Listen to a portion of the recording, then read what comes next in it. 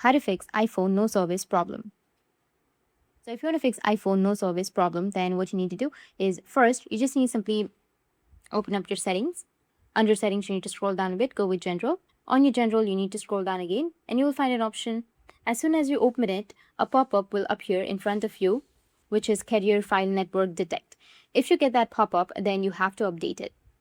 Remember, as soon as you open it from here, that pop-up of carrier files will appear in front of you. If it does not, then what you have to do is go with your control center and then turn on your airplane mode for a few seconds. Just wait for a few seconds and then again turn it off.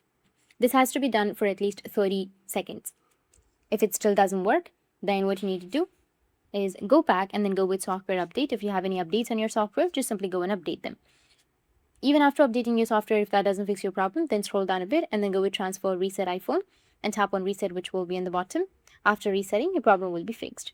That's it. If you find this video helpful, hit the subscribe button and thanks for watching.